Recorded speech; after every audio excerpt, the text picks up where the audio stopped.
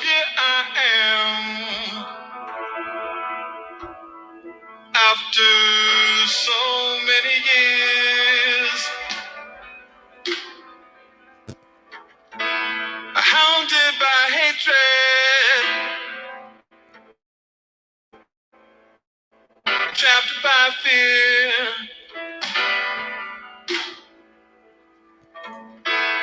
I'm in a box. I've got no place to go. If I follow my mind, I know I slaughter my own. Help me, I'm the prisoner. Won't you hear my plea? I need somebody, yeah, to listen to me. I beg you, brothers and sisters, I'm counting on you, yeah.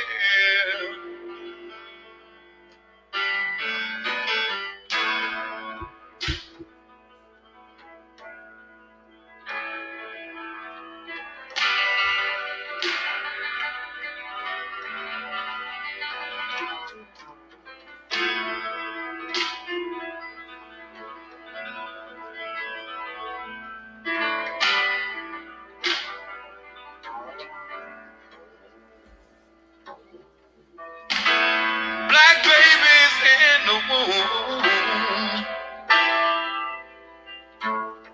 shackled and bound, chained by the caveman who keeps beauty down, smacked on the ass when they are squalling and wet.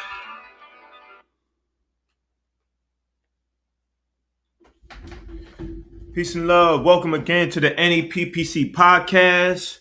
I'm Brother Frank, and I'm with brother and former political prisoner Abdul Haq Islam. Today's episode, we focus on the distinction between entertainment and actions, right? What does it mean to entertain by an idea? What does it mean to be driven to take action behind an idea? When in preparation of doing today's episode, I looked up the word entertainment, and two words came up. It said that enjoyment and amusement. So when we say free them all, what do we really mean? Do we mean that we are being inspired to say something and we feel good about saying something, so it gets us excited?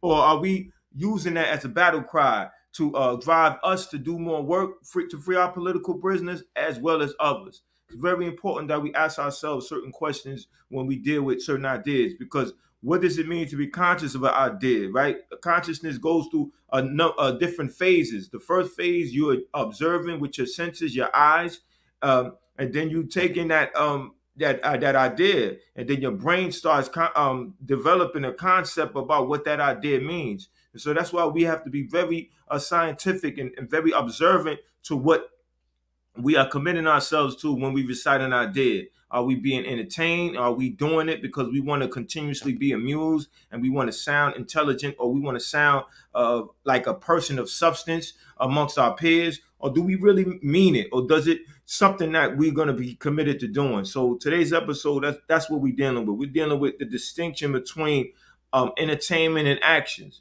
Brother, what do you think the distinction is, and why is it so important for people to be clear on the distinctions? Well, brother, you had said it in another way earlier. Don't talk about it, be about it. You understand? And there is a difference between being a true and principled type of person, living by principles, you understand, and being a hypocrite. You know, and that's a strong word, and I'm using that word not to beat up on nobody, but to add some fire to the discussion, fire to the endeavor. You understand what I'm saying? And some energy to make people think on what it is when they say things. You understand? And for us to purge the ways of Babylon. You understand? And so that our blackness shines through the filth and diseases of Babylon, you know, so that as people of dignity and self-respect, you know, we cherish those who fought for us, you understand? And there's a horrible history that we must know, that we must study, you understand, to push us forward. And like I'm saying, I'm pursuing this line of discussion, you understand, to push us, to energize us, you understand, to purge Babylon out of us. A brother who was almost a political prisoner, almost became a political prisoner, talked about the horrors and the filth of Babylon. Dr. Khalid Muhammad. Briefly, in a little bit, I talked about how he almost became a political prisoner, but he talked about the evil ways of the society in which we were brought up in, and that we must separate. We must separate from a system that's got us murdering one another. You understand? A system which has us acting in ways that are against our own interests. You know, a horrible system of an enemy who has murdered hundreds of millions of dark-skinned people over the centuries, you know. So it don't make no sense to go along with, you know, the desire of an enemy to forget about and abandon those who have fought for us, who have fought gallantly for us. You know, briefly on how Dr. Khalid almost became a political prisoner. We of the December 12th movement worked with Dr. Khalid to produce the Million Youth March. We distributed almost 500,000 flyers about the Million Youth March. On the day of the Million Youth March, you know, the police was in formation to move on us, you know, and Dr. Khalid had said some words, you understand, that they tried to use later on to indict him, to make him a political prisoner. He said, if the police vamp on you in self-defense, take their guns and use them on them. If they vamp on you in self-defense, you take their sticks and ram them up there behind. That's what he said. They tried to indict him, but they couldn't because Dr. Khalid knew the law. The law said that because he used the word in self-defense, they couldn't indict him and lock him up, you know. So the police vamp, and you know, them big old iron horses. Yes. They got about 30 of them upside their pig heads, and 27 of them went to the hospital. So on that day, Dr. Khalid almost got locked up, but did not get locked up because he knew the law. But you know, he loved blackness. He loved black people. You know, so, and he inspired us to love who we are. And if we love who we are, we will love those who fought for us, you know. And a person can say that they love you, you know. Yes. But how do they prove they love you? By what they do, by keeping their promise. Absolutely. You know, so we say we love our political prisoners, want them to be free. So don't let it be some talk. Don't just talk about it. Right. Be about it. Be about it. That means Straight you got to ahead. sign those petitions. That means you got to write those letters. And I'm gonna take some Whatever's criticism necessary, right on. because Yeah. I keep holding up on writing this letter to Rochelle McGee. I'm gonna do that this week. That's for sure. And see, I want to be honest with the people, the viewers that are looking at this. You know, we all have to challenge ourselves, even those of us who are committed to this work, like me and Brother Abdul Haq Islam. When we do this podcast every week, we still got to do a self-analysis. We still got to ask ourselves, how much are we doing, and are we doing enough? And that's why this episode is very important, because you have to make the distinction between being entertained and being driven to action. Just saying something slick out your mouth. Exactly. It sounds good. Being real. It's a hot topic to have at a conversation, right? At dinner. Right. Now you're talking about, okay, this is what I'm talking about. You get all amped up. You start raising your voice, but yet you don't participate in no organization for political prisoners. You don't participate in no demonstration for political prisoners. No tribunals for political prisoners, anything, any programs, any events for political prisoners. And that's why we have to have an analysis, a critical analysis of ideas that are familiar to people, ideas that are starting to resonate with people who understand that, yes, political prisoners deserve to be home. They are freedom fighters. They are elders. They need to be home with their loved ones. It's causing way too much money to taxpayers to continue to house political prisoners. So if you have 20, 30 plus more years, how much more time you want out of these people? You know, you have to bring them home to their family, let their family take over from that point on. One of the things that I want to say, because as this month starts to dwindle down and we prepare for February, which is Black History Month, we have to let the children, the youth, our future leaders know that you have to be committed to an idea. You can't simply say something and not have no type of actions behind it. There's a school by the name of Nelson Mandela School for Social Justice. It's 1700 Fulton Street. That's in Bedford-Stuyvesant, Brooklyn. And anybody out there who knows anybody who goes to that school, please contact me. You could DM me or hit me up on my email at sefusankofa@gmail. That's SEFUSANKOFA@gmail.com.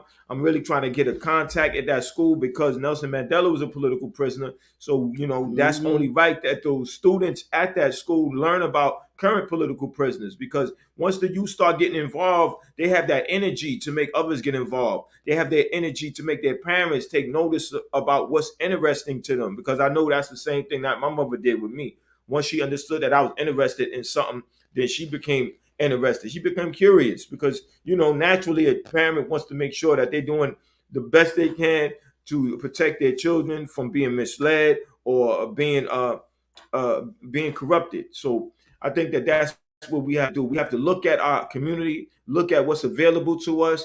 Anybody, anywhere who's taking a name of a freedom fighter, we got to hold them accountable to look into the matters of political prisoners, identify political prisoners, because political prisoners are people who made sacrifices for the greater good.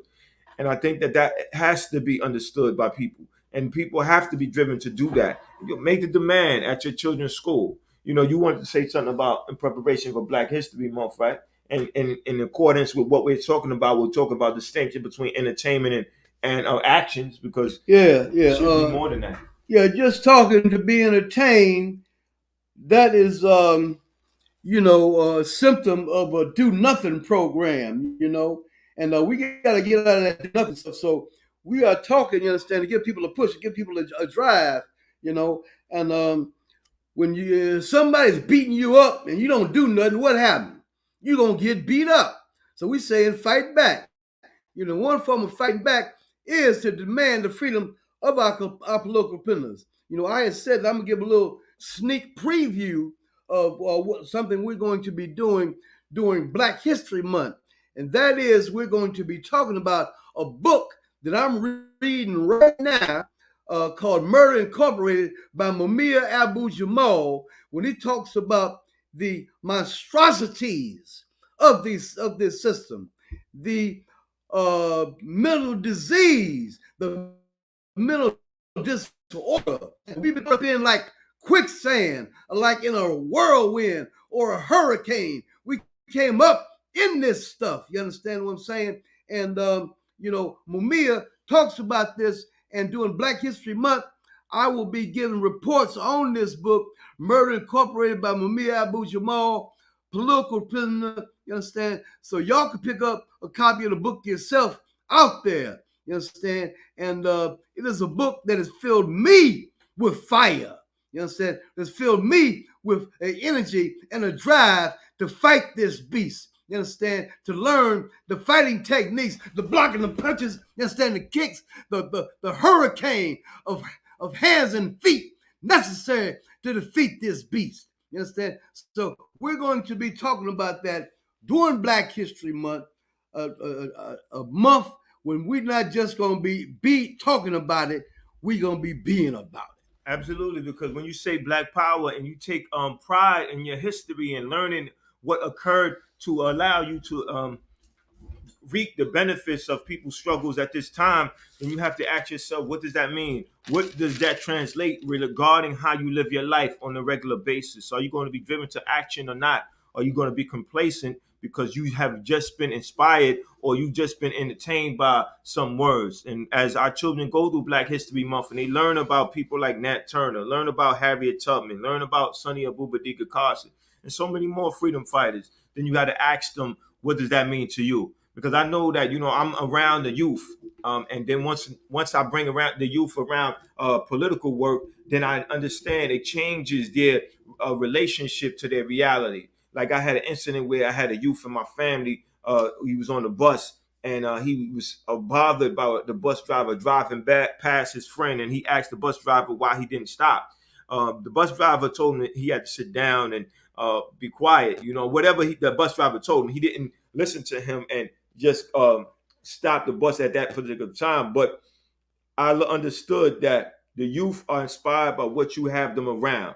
When you take action on particular attitude, particular crisis or injustices, then they follow. And I think that that's very important because we have to think about the future. 10, 20, 30 years from now, who will lead us and how will they lead us? Will they lead us through complacency or will they lead us by ideas that they know are correct? Revolutionary ideas regarding the current situation at hand. Because if it's a situation where, as you have one class oppressing another class, then that's an oppressive situation, and that has to be eradicated. And the only way that has to be eradicated is entire structural change. And I think that our children, once they understand that, and once they committed to that idea, then our future looks a lot brighter. Because who wants to see more people being exploited and oppressed? Not me, and not my brother, and definitely not our freedom fighters, or our political prisoners who are currently incarcerated. Because that's why they're currently incarcerated, because they stood on principle. They understood that they were not just going to accept their reality the way it is, that they were going to commit themselves to changing their reality in the interest of their people who they love dearly. They don't just use that four-letter word as something to just respond to somebody and make somebody feel good. They said that this word is not passive, it is active, and we have to put force behind that word. We have to let people know that you tell me you love me or you say you love somebody, what are you doing about it? And that's why me and Abdul Haq Islam are on this podcast every Wednesday from 12 to 12:30, because we said we have to do something on a consistent basis. We have to produce something that's for our political prisoners. That's why we ask people to share with at least 10 people. Please subscribe to our YouTube channel. Once we get those subscriptions up to a point where we're able to create more resources for our situation, then the idea can expand. Because at some point we want as many people in a particular community to know about political prisoners, to understand that that's why we're there in that community, because we are driven to action because of the sacrifices of others. So we are driven to action because of the sacrifices of others. So when we say free them all, that's exactly what we're talking about. We're doing a battle cry for the people who are not conscious, as well as for us, because we understand that we have to show people what you need to do. If you want somebody to be on time, you have to lead by example. If you want somebody to do a thorough job, you have to lead by example. If you want somebody to struggle and fight for political prisoners, you have to do it by example. And that's why me and Abdul Haq Islam will produce these podcasts. We be in uniform and we make sure that it's of a certain quality to alert people and have people driven to actually take some action. I know you were incarcerated for almost 10 years behind your political views.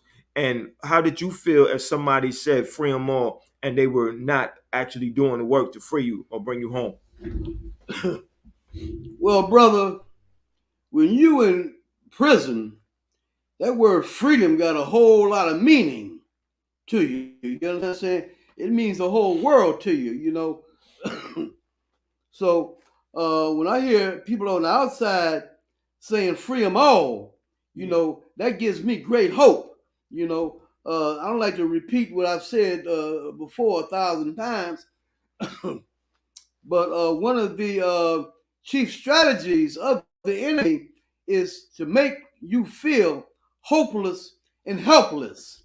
You know, so we are saying that if we open up the way wide, you understand, for us to feel that hope, to have that inspiration, to feel that fire, you understand, to feel the need to work, you understand? And so the love of the masses, you understand, is a great source of energy, which keeps us going. Frank, you know, you said a word a couple of times and made me think about what a brother said, a political prisoner, former political prisoner said, who was my cellmate briefly in the federal lockdown down in Brooklyn. Brother Matulu said that that he don't believe all this sitting around, talking about what are we going to do, and that his focus was on acting, was on action. You understand? So again, in other words, our theme for the day, something that the brother said, who was free now, you understand, who has, some medical issues he's dealing with, but is free now, who was my cellmate briefly in MCC. Brother Matulu said, it ain't about all this talking, it's acting. You understand? So don't talk about it, be about it. Put that into action. Everybody join in. We need some power from great numbers of the 40 million black people in the U.S. So we need a product. We need some production. We need some action to free our political prisoners. And what's the call? Free them all. Actually, excellent point. Definitely action behind our words. And that's why when we say free them all, we're definitely talking about organizing. We're talking about getting people in faith involved. If you belong to a particular place of worship, hold those people accountable. When they start talking about righteous ideas, ask what is their position as it relates to political prisoners. Right? You're talking about people of faith. It's righteous to fight against evil. Exactly. To fight against injustice. So and then if it's righteous to fight against evil and injustice, what are your actions showing? Right. Your action needs don't talk about it, be about it. Exactly. That means you have to be organizing. That means when people come to see you, you should have them informed about what's going on, informed about injustices, and stand for making things better. Because they can't simply watch their reality unfold. They have to be a part of the unfolding of the reality. So if you don't like something you think is incorrect, take a position. You go into your church and you talking about the evils in the world. How are you approaching the evils? What are you doing? You have to take action. You got to organize people because you can do something. Don't let nobody tell you that you can't do nothing. Because regardless of how hard things are now, at one point they were worse. And people stood up, they organized, they fought. The work day was much more hours than 8 hours. That's right. That took a struggle. People sacrificed. The idea that black people were 3/5 of a human being and it was socially accepted.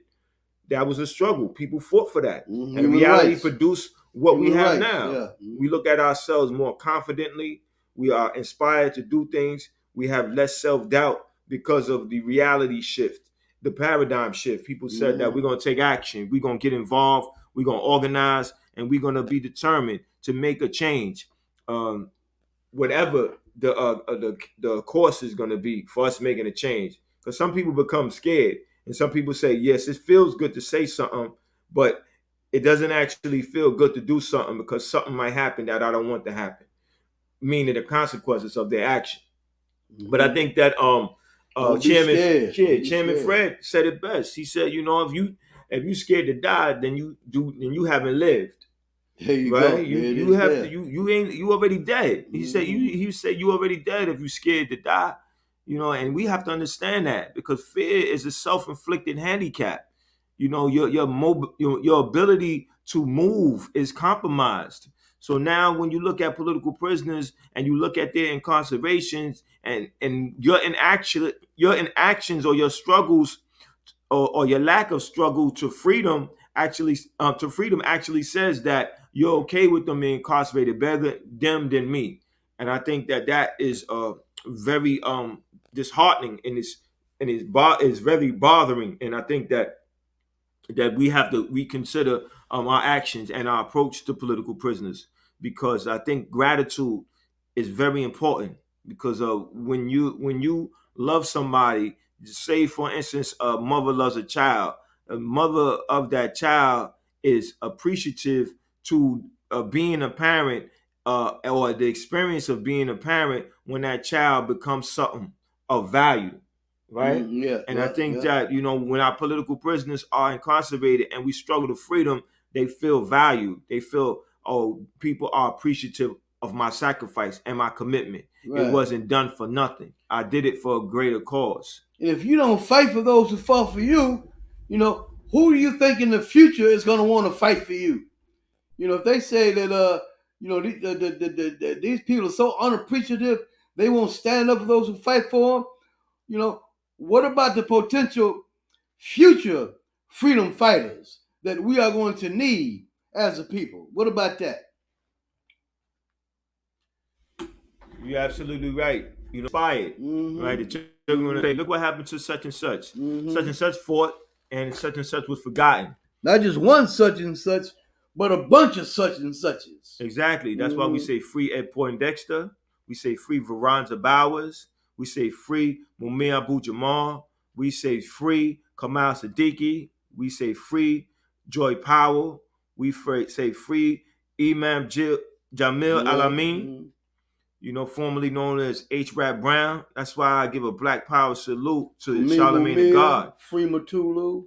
Well, Matulu's home, and that came through a people's struggle. People said didn't just say free them all. They struggled to free them all, right? There was a struggle to free Sundiata. There was a struggle to free Mumia. Struggle to free Mutulu. And those two brothers came home. There was a struggle to free Sekou Odinga, and he's home, and he's keep Mutulu free, right? And Jalil Mutakim. There was a struggle to free all those brothers, and and we got more who need to be free, but the fact that some of them did get freed, that means that more of them can get free, right? But it has to be a struggle. It has to be a commitment to that action. It has to be understanding that it's going to take some time, but when the intensity is intense enough, then it's going to produce the results that we want, right? Because all of this is about establishing momentum and bringing others to amplify your ideas and your actions and follow your actions, and now you have accelerated momentum, because it's that accelerated momentum that produce change. So Michelle McGee, right, 59 years. That's crazy, years, and we got to bring that brother home, because all the taxpayer dollars that held this brother in jail, in prison for all this time. At some point, you have to ask yourself, is it just sentences or revenge sentences? You have to make a distinction between that too. What is just and what is revenge? 25 to life, is that just or that's revenge? 59 years, is that just or there's that revenge. That's revenge, brother. Exactly. And if it's revenge, call it what it is. Yeah. And don't just say revenge. Say, okay, that's revenge. That's unjust. I'm going to do something about it. I'm going to fight against it. I'm going to organize against it. I'm going to take a stand against it. I'm just not going to acknowledge it as being incorrect. I'm going to struggle to rectify the situation. And I think not just going to be somebody's punching bag forever. Absolutely, absolutely. And I think that need to be understood. Making those distinctions between entertainment and actions. Yeah. And that's why whenever people having dialogue, always have to challenge them, right? You know, people will come and tell you what you should do and what you shouldn't do. They're trying to create a comfort zone for themselves. They say, this is the extent of my participation. The extent of my participation is providing you with consultation, as if you needed any consultation, right? You read enough revolutionary books. You do enough research on histories of people who were struggling for liberation, and you have enough consultation in your research, in your historical analysis. You don't need no more consultation. You need participants. People have to participate in producing the change that we want. And we have to challenge those who want to remain in their comfort zones. And we have to say, okay, you have to do a little bit more. That's right. Right? Because if I have 10 things to do and you're giving me another thing to do, then that means I have 11 things to do. If I'm doing 10 things and you're not doing nothing but giving me something to do, won't you take that task on? Now I got the 10 things. I don't mind doing the 10 things, but you do that one thing. You know, if that's all you could do is that one thing, then that's cool. Then you do it. At least you're not giving me more than what I need to be dealing with. You know what I'm saying, brother? Right. There's a glorious history of revolutionary change that we can look back on and benefit from, you understand, and engage in, you understand, with the greatest, highest hopes, you understand, for success. You know, we are a mighty people. We've achieved a lot through the years, you understand, and we're going to achieve more, you know, and this issue of political prisoners, you know, must be foremost in our minds. You know, we talk that good black talk, you know what I'm saying? Black History Month is coming up. We like to wear our afros, our dashikis, yes, you know, and talk black, you know. So we saying just don't talk about it, be about it. Engage in this struggle to free those who fought for us against the most monstrous system in the history of the world. You understand? A system that inflicted horrible injustices against us, you know. And indeed, it was necessary for a vanguard to come forward, you understand, in the midst of this hurricane from hell, you understand, to fight for us. And we must be principled black.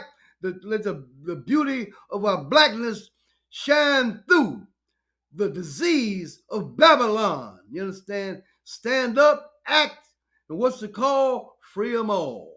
Yes, free them all. That's the call. And, you know, it's action behind that chant. And I think I raised a very important question right now. I put it on the screen. It says, it's a question that I think we need to ask the parole board when our political prisoners are coming up for parole. We need to say, how long does the correction process take in a correctional facility? And I think that if enough of us ask that question, then there's a demand to answer it. And we put that demand on them to answer.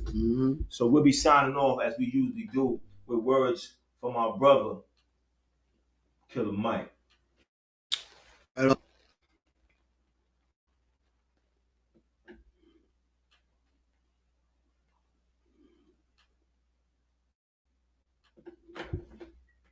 Have to do this as well. And I have to give the credit to this idea of Miss Kathy Hughes of Radio 1. She's like, Michael, it is time that you guys organize a fund to set aside to help people who sacrifice for our freedom. Meaning, every time something happens, I hear this. Why don't the gang bangers jump up and do something for us? Why don't you kill them? You kill each other. And I say to myself, when is the last time you sent money to Assata Shakur? When is the last time you sent money to Mutulu Shakur? When is the last time you sent money to Mumia Abu-Jamal or Larry Hoover or Jeff Ford or Leonard Peltier? When is the last time you have made it your business to send money to a revolutionary or a hoodlum that has helped us? And until we start to do that, how can we ask these young men to be warriors? Because if they do it in the name of the hood, at least the hood gonna honor their name always. At least the hood gonna make sure at least their children got something or their mama's house is looked after. As a community, if we're going to ask people to bungee jump for us with no cord, be prepared to take care of them when they get a life sentence. Be prepared to look after their families. See, I don't mind the work getting done, but let's take care of the workers. Let's stop asking more out of people than we would do for ourselves. So what I'd like to see, my dream thing, is to see 1 million people from the culture dedicate $10 a month. That's $10 million a month, $120 million a year toward taking care of civil rights leaders who have worked on our behalf and are elderly now and don't have to take care of themselves, like Rosa Parks, whose rent was paid by the owner of Little Caesars Pizza. We should have had a fund to make sure that she never had to worry about that again in her life. We should have a fund that makes sure money makes it to Assata Shakur, and Mutulu Shakur has legal representation and food, and Leonard Peltier, who has diabetes in jail, can get insulin and taken care of. And until we start doing it, $10 a month is about what you pay on a couple fast food restaurant visits. So if 1 million of us do that for the rest of our life, look at how well we'll be taking care of the people that we're asking to sacrifice on our behalf. I agree. And recently